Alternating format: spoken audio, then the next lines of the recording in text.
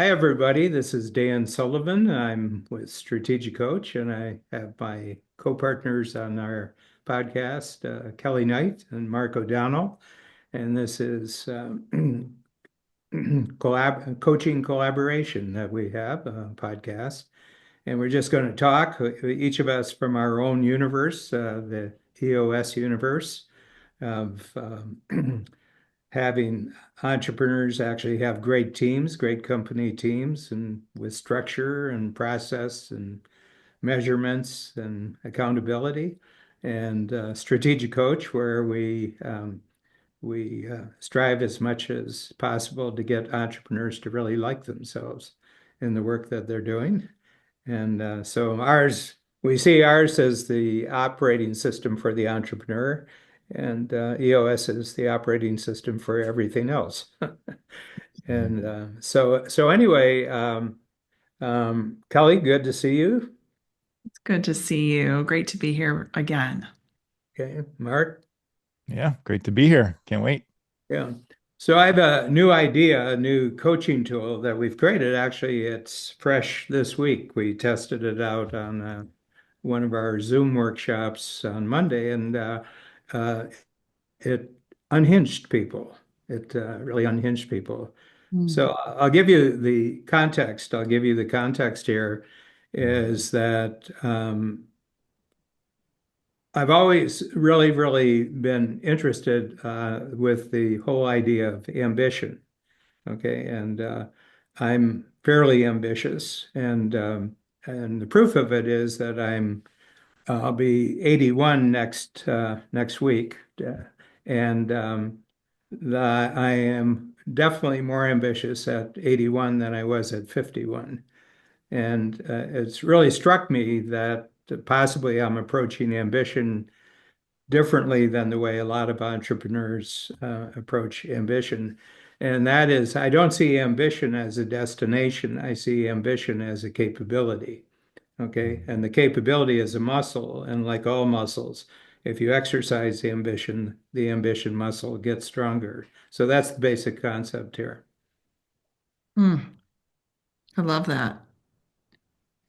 And a question, Dan. How do you see ambition compared to being driven? Are they the same or how are they different? They would be the same if driven as a muscle. I don't know.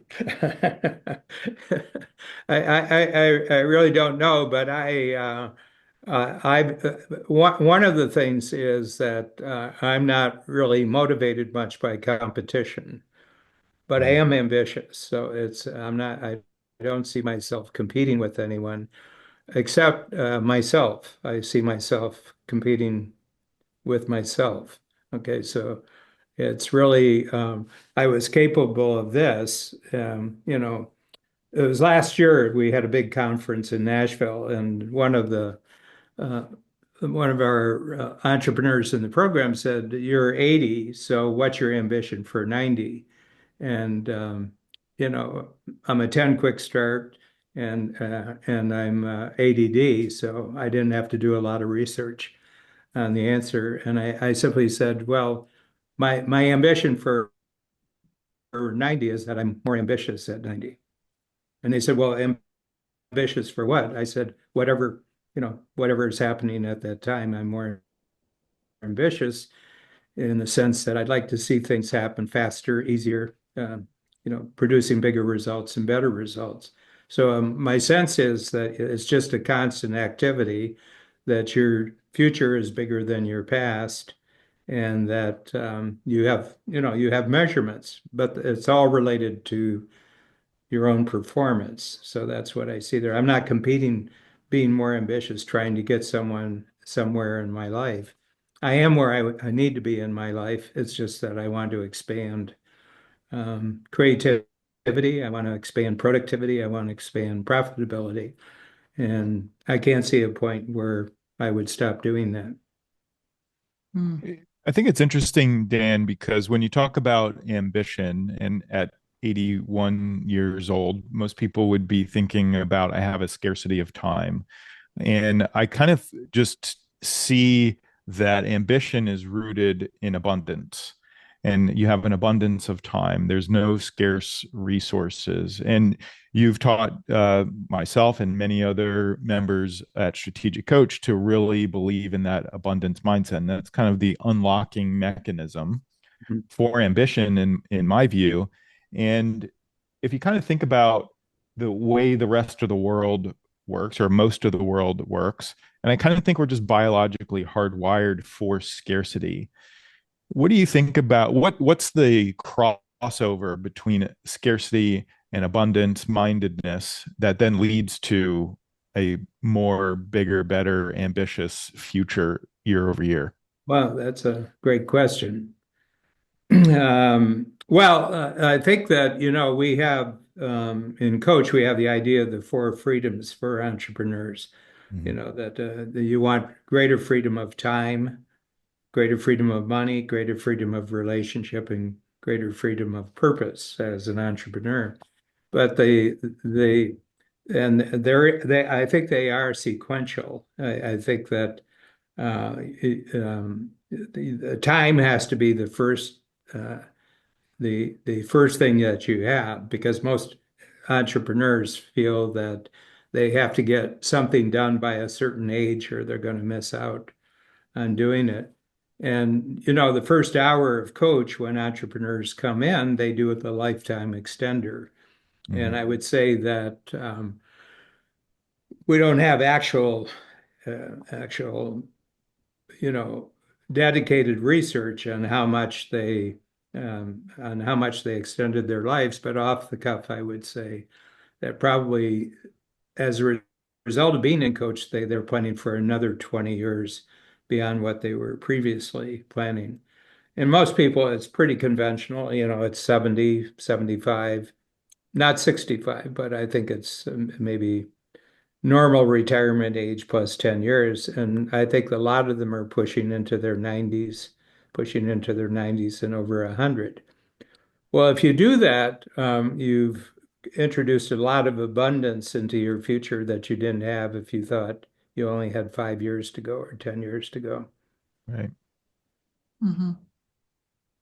So it gives you really this sense of now, and I know for me, when I did the lifetime extender in my first coach workshop, I was always my brain was always way out into the future, and I really operated that I was running out of time. I was just moving at a very high speed, like you, a 10 quick start.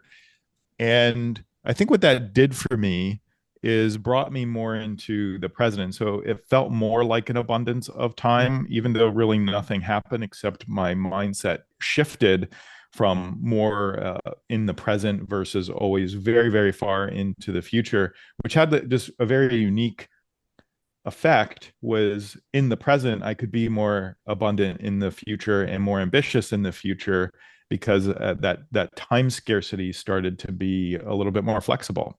Mhm. Yeah, yeah, yeah. Well, I think that, like, I've really noticed it since I got beyond what most people consider to be retirement age, So, I'm 80 now, and the level at which I'm operating, just getting things done. But the one big change that happened, Mark and Kelly, was that about 10 years ago when I turned 70, um, I I just had an agreement with myself that it wasn't really so dependent upon what I was going to do personally and individually. It was what I could do with greater teamwork. Mhm. In other words, that if I'm surrounded by three great team members, and then 10 years later I'm surrounded by 30 great team members who are doing things, my capabilities have really gone up as long as I'm just playing the role of prompting them.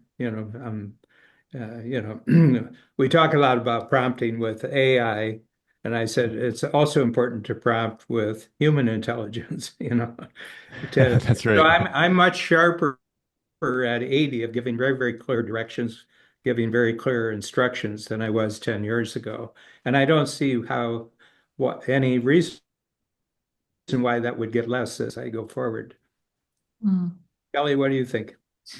Yeah, so I was going back to where you first started, which was that ambition is a capability like a muscle. And it was taking me to the point of collaboration. And so one of the things that you're so brilliant at is being able to help people see how collaboration is the key to opening up the gate to getting everything that you want, the four freedoms, the capabilities, the C's, all of that. So if a person were not naturally hardwired, right? We're not hardwired to be abundance minded. We're born scarcity minded, so to speak. What is the journey of someone who's listening to maybe an entrepreneur but doesn't hasn't yet reached the point of understanding some of these concepts that you've lived for a very long time?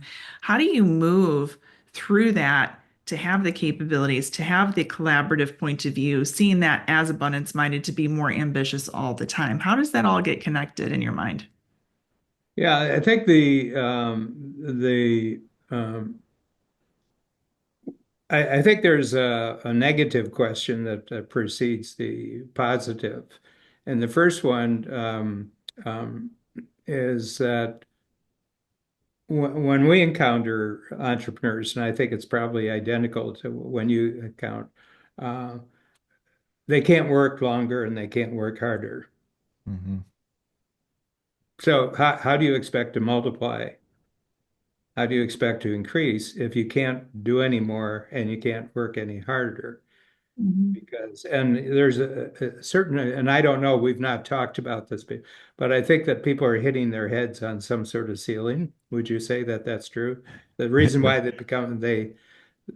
not done a good job with their team, I can see as a natural entree to the conversation with EOS. You know, I can't get any better the way things are organized right now. The Mhm. company can't get any better the way things are organized right now. Mhm.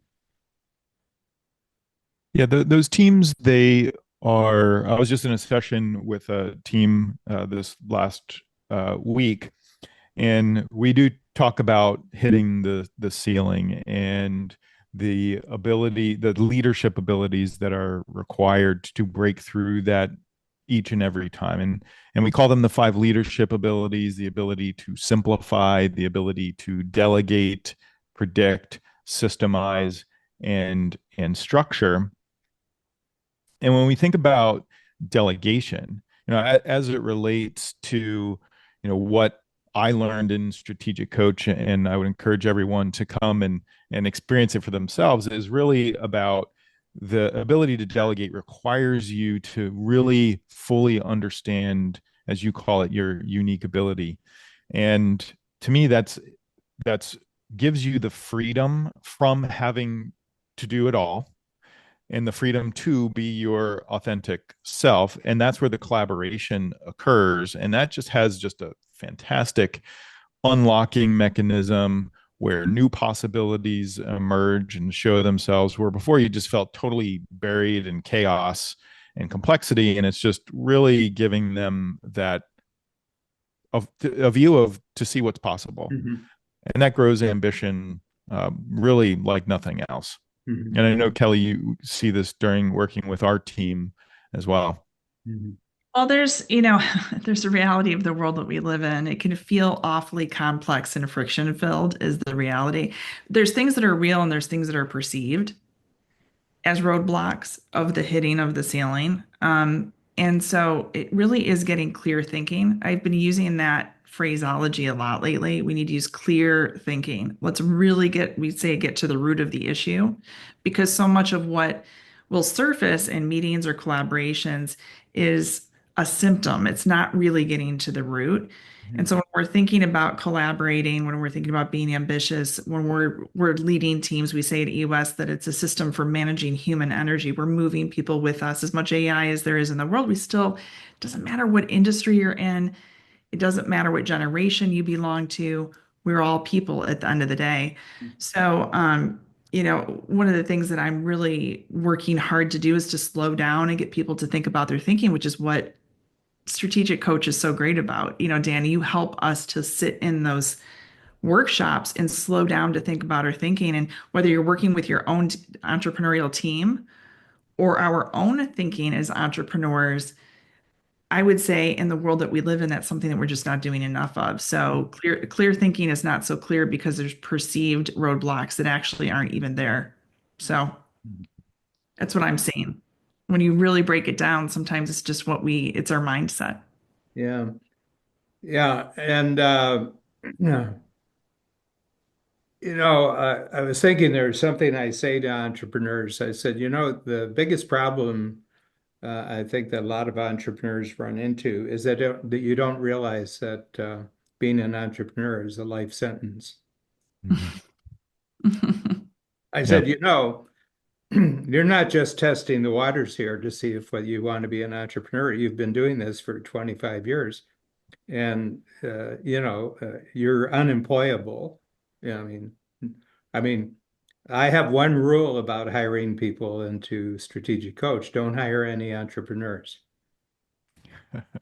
Right. It won't last long. Maybe 90 days. Yeah, and I said they're just using it for a rest break. They've just they've just made a rest stop by the side of the highway and Right. everything. But as soon as they're rested, they're going to go out and be an entrepreneur again. So the big thing is that not many do. I mean, as far as I can tell, the using IRS records, of who qualifies to be an entrepreneur, and there's categories where you can see whether the person knows it or not, they're an entrepreneur because of the way they're making their money. And I said that there's a long path before you where you got, and you're just not going to have any other future except an entrepreneurial future. Now, the question is it going to be a successful entrepreneurial future? But even equally important to that is it going to be an enjoyably successful entrepreneur? And it really comes down to what constitutes happiness for you, Mhm. being condemned for life to be an entrepreneur. That low expectations? Yeah, life No. sentence, no parole. Right. Right. Yeah. So the big thing here, I think it really has to do, but the reason I'm talking about ambition is because I think ambition, as it's understood, and you brought up the word that you're driven, okay? But I don't feel driven. I just feel that this is an internal capability, that I have this capability through my thinking, clear thinking, and then through who, not how, that a lot of my thinking, I can see a result in the future that's good for me, but it's actually good for the company. And if I can do a good job of persuading something to add their skills to the mix, it's going to be good for them too. So it's sort of an act of persuading. Hey, I'm creating something. I want to know if you want to be part of it, and everything like that. But I only want you doing what you love doing. I only want you to be doing what you're really great at. Okay, so you brought this up, Mark. It's really about this concept of unique ability. Yeah.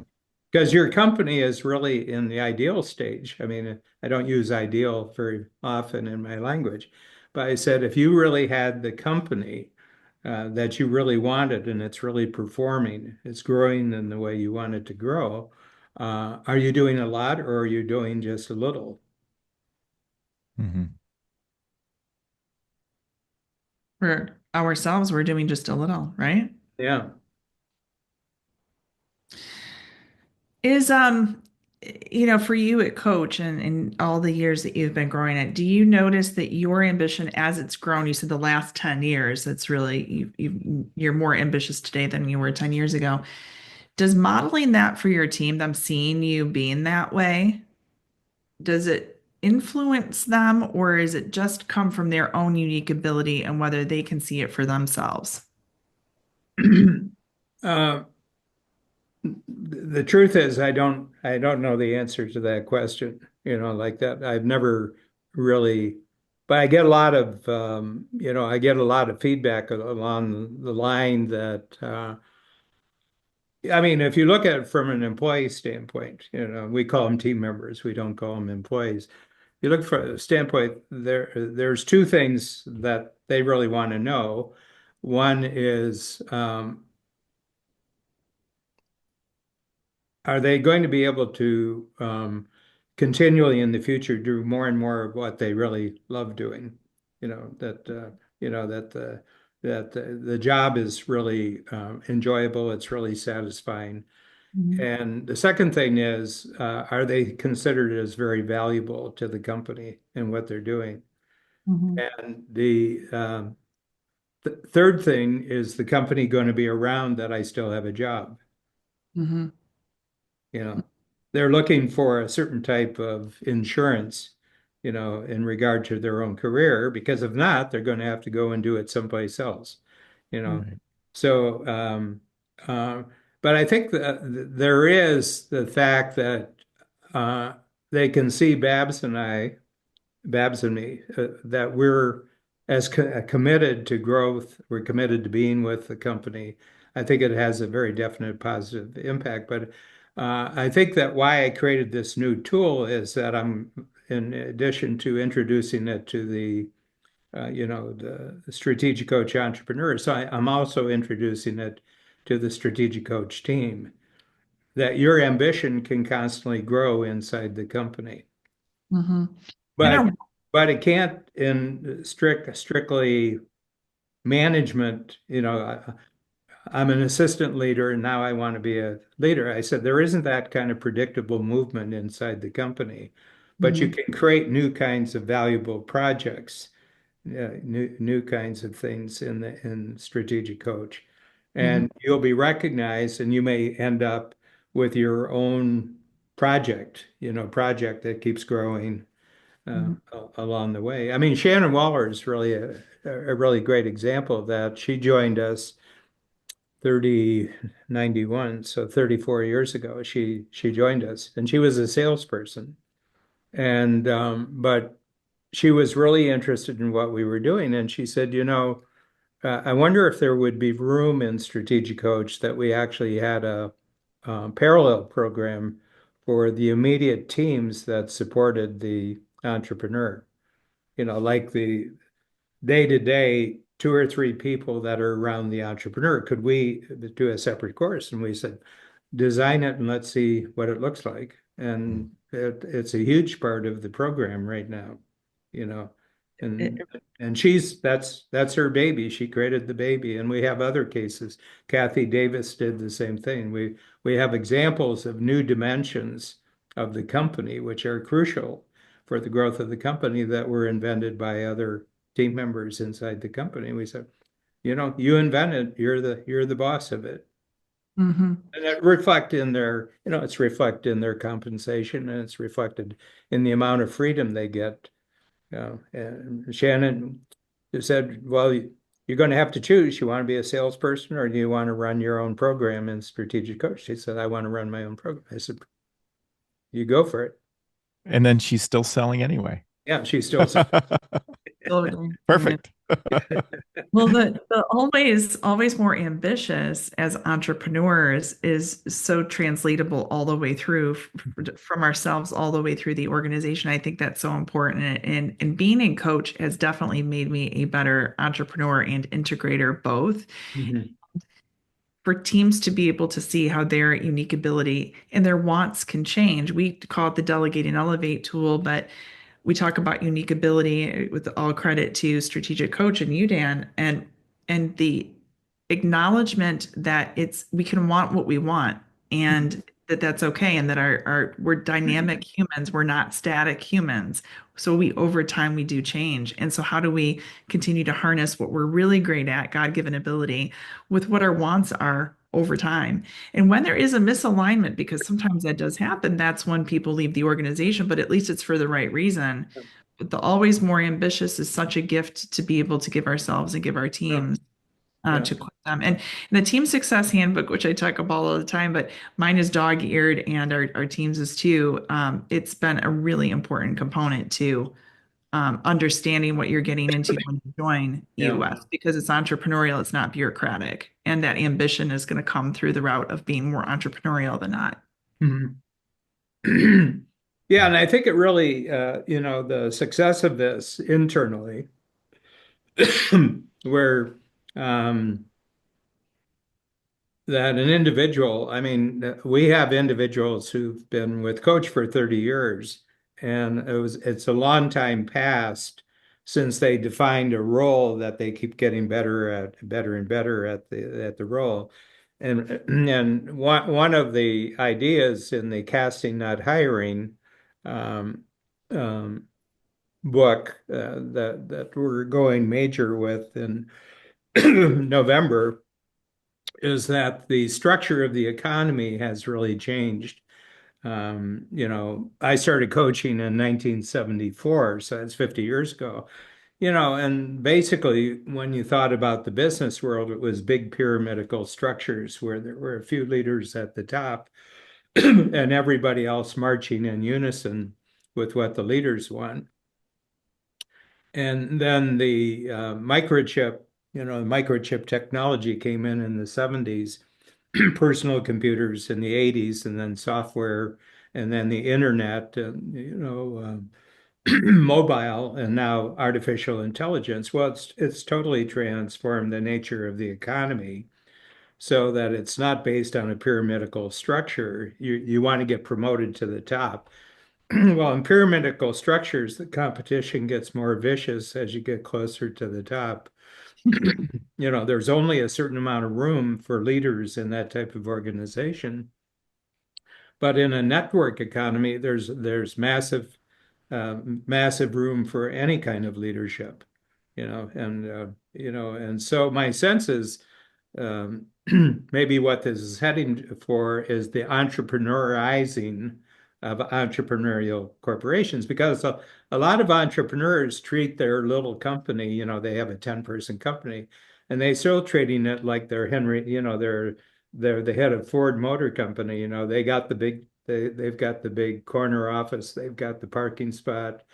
I don't know if they have their own private bathroom, but they have this idea like they're a corporate executive. And I said, you became an entrepreneur not to be that sort of person. Why are you trying to be that sort of person?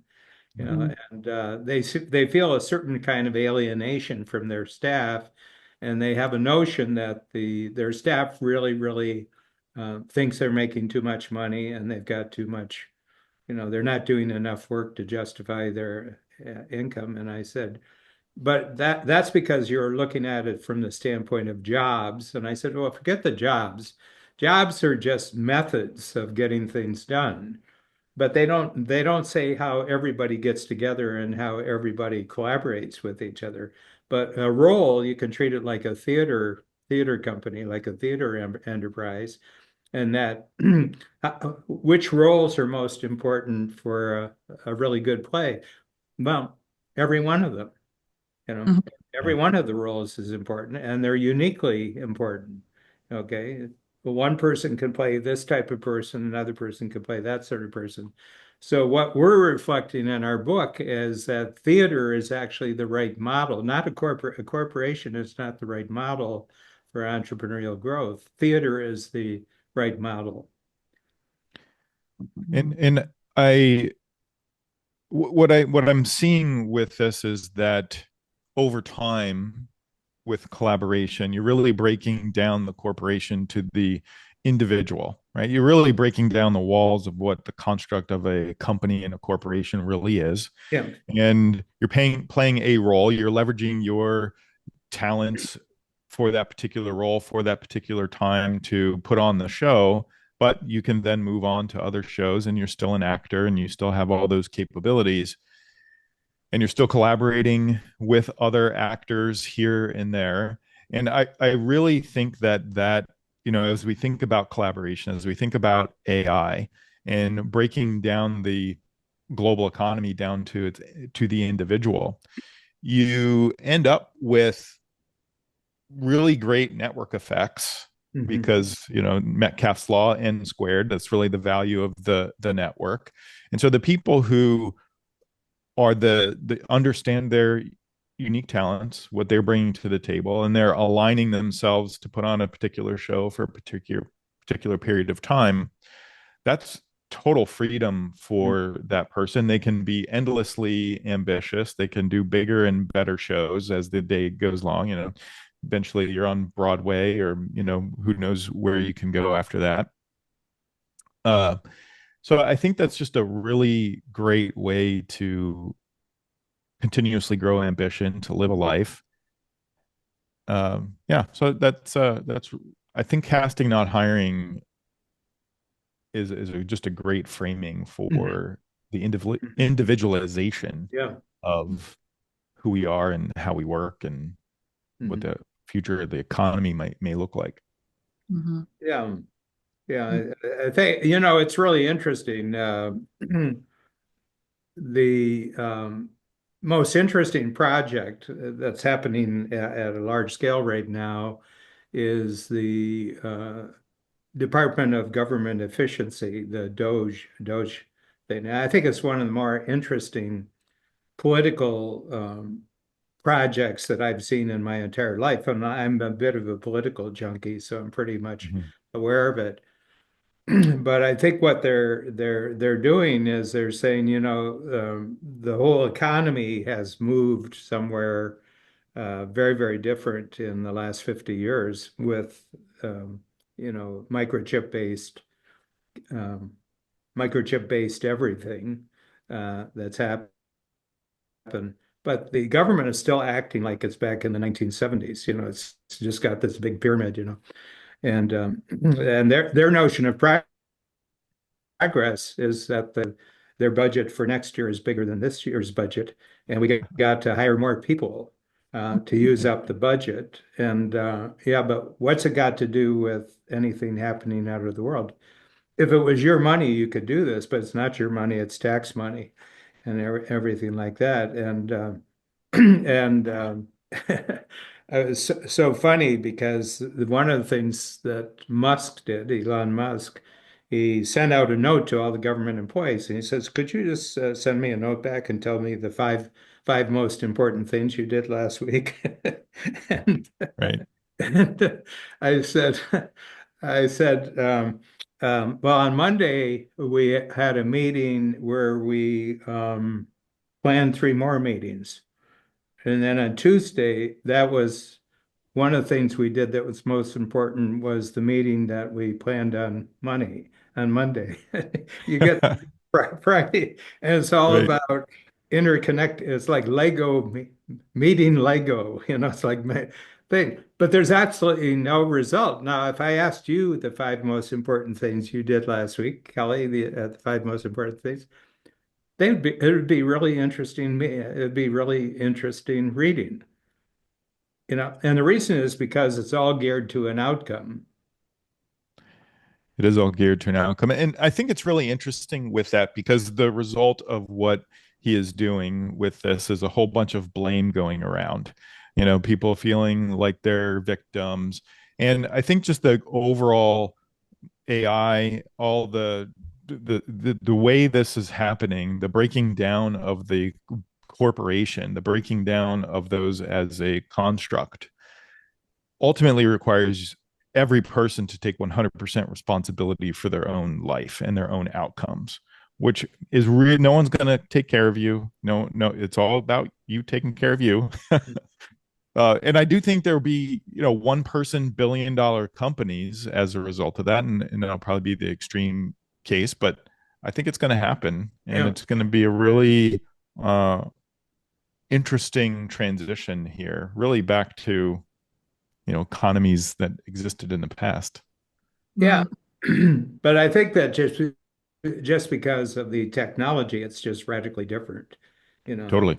I Yeah. mean, and so it's a big, I think we're in the middle of, we're always in the middle of something, but I think the something that we're in the middle of here, right, is like epic. It's sort of like an epic change. Yeah. And, um, Well, you know, there's something about this, Dan. So the ambitiousness of of any person, there's something that's tied to results. There's a measurement component, and that's what the like it or not with Doge, but they're looking for results. They're looking to quantify and measure differently. And that's what we as entrepreneurs are looking for. So when I think about you, Dan, and the incredible impact that you make, and Mark, what you make, the impact you make, the ambition is driven out of wanting to make a difference. Could be in your own life or in someone else's life, but it's not just ambitious for the sake of being ambitious. That's what I think is different. Yeah. Mhm.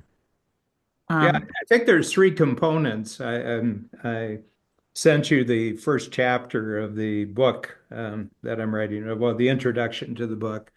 And I said, when you actually look at it, um, the three things that you're looking at with the ambition, one of them, you have to have a clear sense of impact about it. And then you have to have a clear sense of the skills that actually create the impact. And there's another one I have to check here because I just wrote it. I have to, yeah, see what. Well, it's written there. I don't know if you see it. Let me, yeah, the on your fast filter, I've got the success criteria, Dan. Do you want yeah, to go through it? So yeah. we're Uh, always growing, no finish, no stopping, yeah, great vision, just going skill, to, impact, yeah, yeah. It's just complete your research. always that you're, it's just, these three components, yeah. So it's capable of, oh, vision, skill, and impact. Okay, Mhm. so that your vision is always getting better. Your vision is always getting better.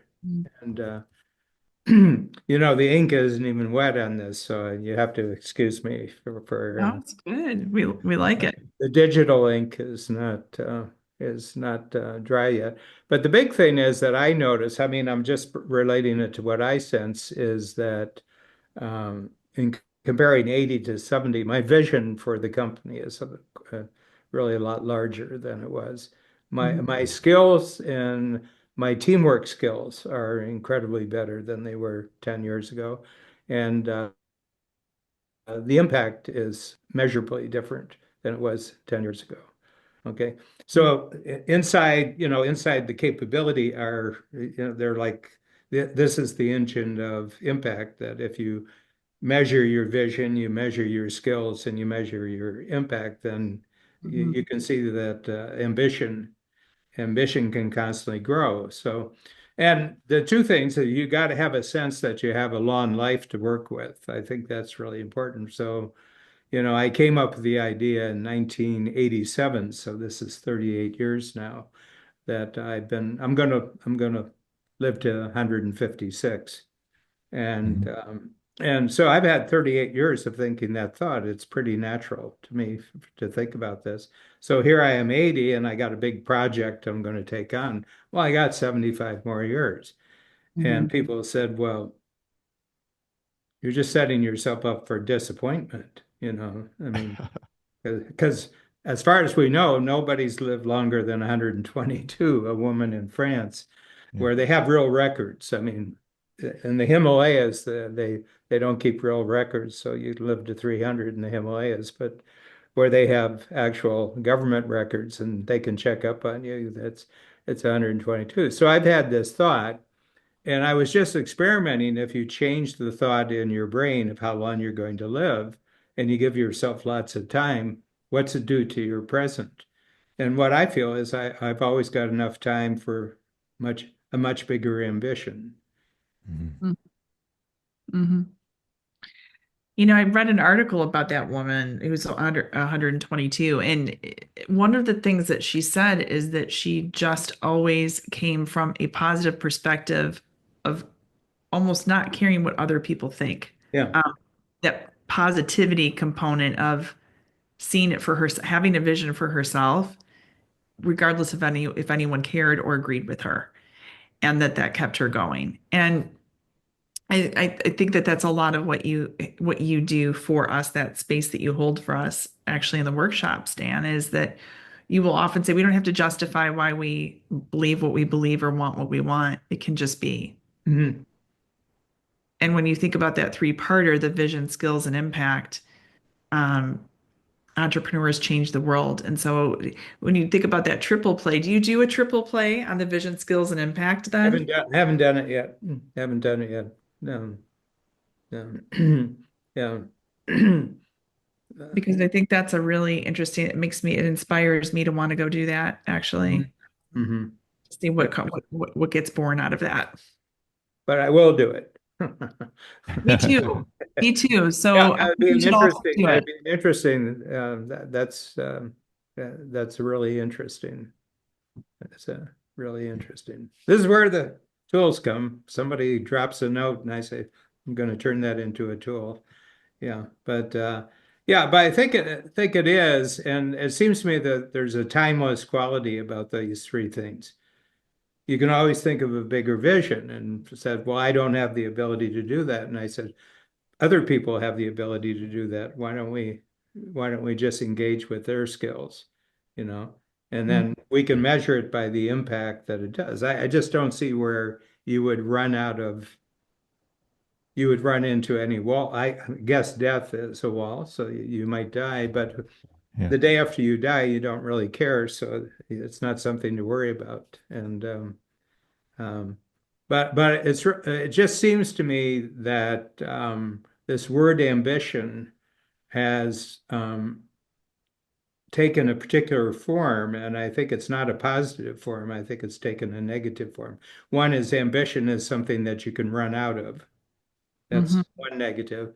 And the other thing is that your ambition is going to uh, make you feel more and more isolated in the world, that you have ambition and you're isolated. More and more, you're going to have to drive yourself because other people aren't going to support your ambition. So I Mhm. think there's some stereotypes around what ambition means. But what if it's just an internal capability? Um, it's just something that you can work on, look further down the road, see much bigger yourself operating much at a much bigger level in the future. Do you have available to all the skills that are needed, not just your skill, but are you surrounded by other people's skills that could be combined? And then what's the impact out there? What's the measurable impact? What are you making better out in the world as a result of what you're doing there? I think those are answerable on a continual basis throughout your life. Mhm. And we have all the answers we need often right at our disposal and time we want them. They're accessible to us. Mark, so this morning you were having a rant and I did have a rant this morning, yes. he was having a moment, Dan, and as we all do. And I just wonder, some of your thinking does tie in. I've heard you use a little bit of the language throughout today's podcast, but when Yeah. we're talking about ambition, the way that Dan's describing it, tell us a little bit about your rant and where your mindset is and how there might be a connection. Yeah, and I've sort of talked about this a little bit already in terms of I do believe that ambition should be continuously growing. And I also believe that it takes a certain mindset and it takes some intentionality, some discipline and focus for that to be true. And just as we were talking earlier, and I'll get into my 3 points of rants, which was, Dan, you with lifetime extender, I'm going to live to 156. Yeah, I think I've got the three. They're right here on the sheet here. Yep, you've got my But I, three I rants. won't, I won't let the cat out of the bag here. All right, thank you. And it's not going to be that surprising or shocking, but people are like, Mark O'Donnell rants. Like, yes, I actually do rant um, from time to time.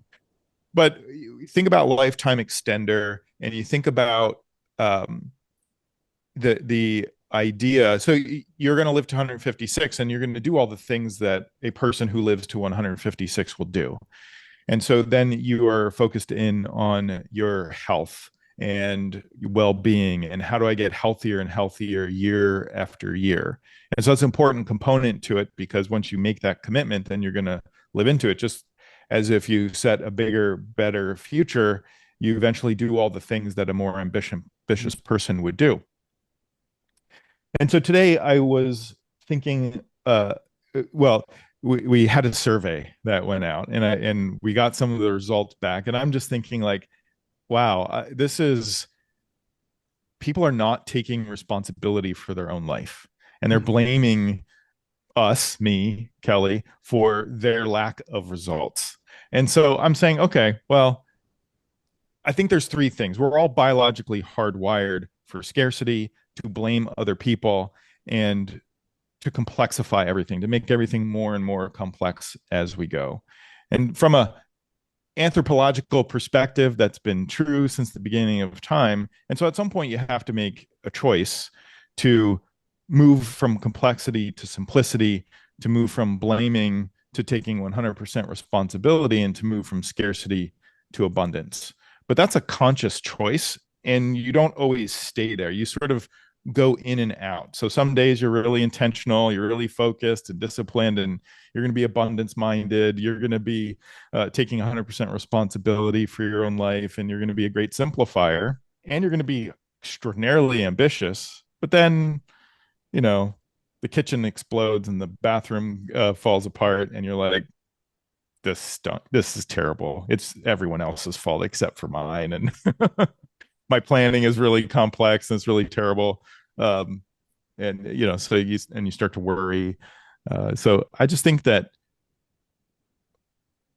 it takes intentionality to slow down. It takes intentionality around your mindset to move from scarcity to abundance, to move from blaming to responsibility, to move from complexity to simplicity.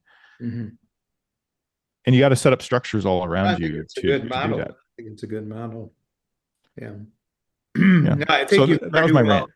I mean, um, if you drew a circle and you had three little circles on, you know, on it, the scarcity, blame, and complexity, I think you've pretty well covered all, all the things that get people anxious, that could get people really nervous. I think I think it's really good, you know, because um, um, and I think that the each contributes to the other. I think these are self-reinforcing. Like I think scarcity reinforces blame and complexity. You Mm-hmm. know, and you could take each of them and you could see how it contributes to the other three. You have the, you know, you have the triple, the triangle, and I guess everything. there's a triple play in there too, isn't there? There's always a triple play. There is. Right. Even on the back of the U.S. dollar bill, there's a triangle There is a triple play. Yes, true. pyramid there. Um, Yeah. yeah, and I think that it was very, very interesting. We were at Abundance 360 about 2 months ago, 2 months ago, and this is, of course, the a program that Strategic Coach was involved in creating, and it's with Peter Diamandis, who has the, you know, the X Prize competition. That so he's always where are the frontiers of technology and what's it look like 1 year at a time. This was meeting 13, so it's 13 years in a row. And as most people would expect, that what it was largely about was AI. You know, artificial intelligence has been the real, you know, the real new big thing. I mean, it was talked about 10 years ago, but it didn't exist that people could actually utilize it. And we're in the third year now and utilize. And they were talking about this constant comparison between artificial intelligence and human intelligence. Okay. And they were going to say, well, right now, the best of them are at IQ level 120. Next year, they'll be at IQ number 150. And, you know, and who knows after that, it's far surpassing human intelligence. So I was given the task on the second day to making some comments, you know, in the general setting, you know, and I said, you know, I think that this comparisons about intelligence isn't the right direction to go with this. And I said, what makes humans, um, you have to have some intelligence. I mean, you have to be able to negotiate your daily life, so you have to have some intelligence. But I said, I think the real factor that makes humans successful or not successful is the amount of agency that they feel about their Mhm. life. And agency means that you always you're confident that regardless of the situation, you'll be able to respond to it in a useful way. And I Mhm. said that, and so what I think you're really going after with, you know, why are you feeling scarcity? Because you're lacking agency. Why are you blaming someone else? Because you're lacking agency. Why are you seeing things as really complicated because you're lacking agency. Okay, so my sense is that you know, I'm sure you've come across the book Man's Search for Meaning by For sure. Viktor Frankl. And what came across from that book, he was in the death camp. He was in a Nazi death camp, and his wife was killed in the first hour when they arrived, and he survived for 3 years, 4 years, and came out and created a major um, psychological philosophical movement. And I think it had to do with that even in that terrible situations, I think probably the worst that humans have ever been in, he took agency for his life. He said, every day I'm going to do something useful. Every day I'm going to find something funny. Every day I'm going to help somebody, and everything like that. And it's that ability, regardless of what you're up against, to say, I'm taking ownership, to use your word, I'm taking ownership for it, Mhm. you know. And yeah, and yeah, There's something to that. Life is not promised. no, Life is not promised, and it's not meant to be comfortable. hmm But so often, maybe it is because the world is an ever-growing, changing place. It can feel friction-filled. I'm seeking comfort. I'm seeking easy. And certainly entrepreneurs don't take the easy path. That's for sure. But in the same stroke, we're all dealing with situations where it's easy to want to escape, to go to comfort. And so in those moments, it is easy to slip into the blame and all of that, hmm because it's just easier. yeah, Whether it's a short-term escape to that, or whether it's a long-term view, uh, hmm we're not promised comfort. It's yeah, just not what life is meant to be. So, you know, the ambition. So, this goes back to being an entrepreneur. Gino talks about this too. Are you born to be an entrepreneur, or is it a skill that you can learn? You're talking about ambition is like a muscle. You can build it over time. It's a hmm capability. hmm Um, so if that's true, does that then mean that entrepreneurs are not just born, but they're built? They're made? Well, I think you could be fully ambitious and not an entrepreneur by yeah, the classic sense. yeah, yeah, Yeah. yeah. Huh. I would say that's really true. Yeah, yeah. I was just going back to your comment, that I think at a very, very young age, I realized that the world wasn't created with me in mind. Mm-hmm. You know, that you got to negotiate, basically you just have to negotiate your way through life, that, but to negotiate, you have to know what you want, you really have to know what you want and not blame others for even if they read their mind, they wouldn't know what you want. Mhm. Because a lot of people just will not form the thought in their brain of what they actually want in the situation. This is what I want in the situation. Yeah. Yeah.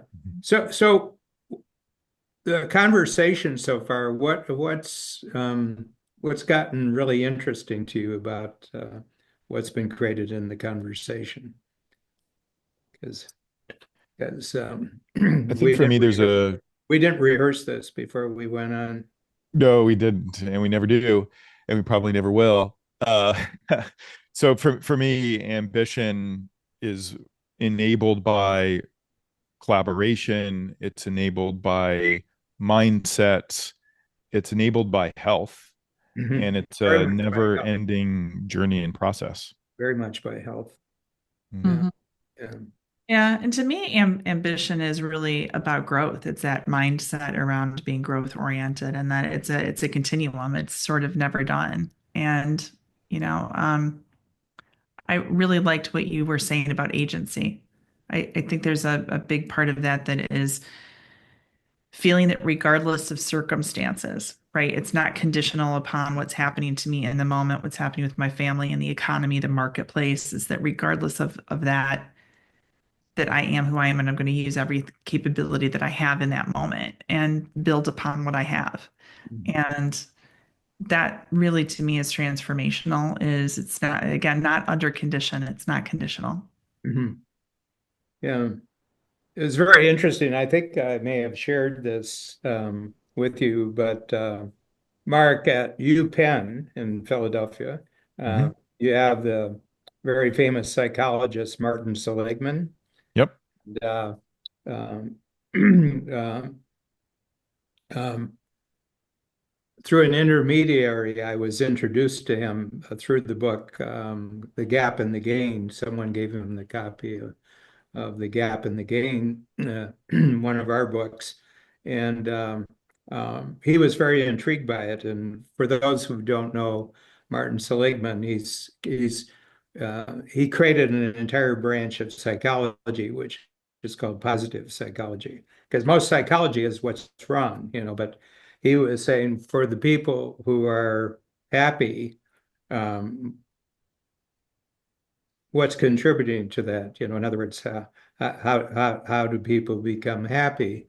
And so we talked. We talked. We had a Zoom call, and I talked. He's about 86, something like that.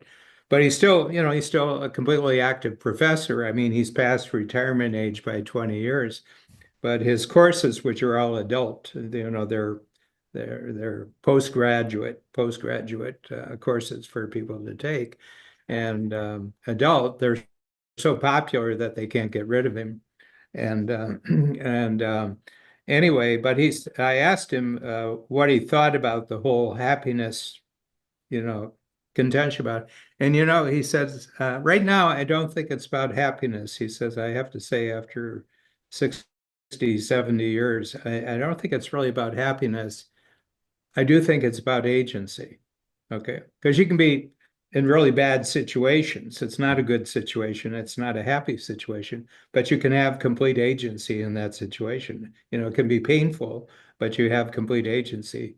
You're feeling, as you said, Mark, you're owning the situation, regardless of whether it's making you happy or not. You're owning the situation. And I found that very, very profound that he's given 60, 70 years to think about this topic. And he says, happiness is kind of a byproduct of some deeper things. Yeah. Awesome. Yeah, a closing thought too is we had this beautiful video that was done of it was in South Africa. Our video producer, he's Emmy award-winning, amazing Bob Hess. He went to Africa with some EOS implementers and videoed a school that was teaching kids just in the face of some really dire circumstances. And you want to talk about agency. These kids were so happy and so hopeful and so joyful in a condition where most of us, if we transplanted ourselves from a first world country there, would maybe not have felt so much that way. But it was a 12-minute video, and it's extraordinary. It's exactly what you're talking about, Dan, is just remarkable hope in the face of Yeah. dire circumstances. Yeah. Yeah, Mhm. yeah, beautifully Good. done. Yeah. What did you take, Dan? What was the highlight from our conversation? Yeah. Well, first of all, I got a lot of confirmation that I think this is going to be a good tool. Yeah. And I'm just playing with this because I think that how you hold ambition in your mind, what you think ambition is, has a lot to do with what your performance is going to be outside or how long you're going to be performing. And my sense is, what if it's just a timeless capability that you can continually reinforce that you can work. So this was very, very, very Mhm. useful for me. It was very useful for me. Mm. Good to hear. Great. Great. Always love our time together. Thank you.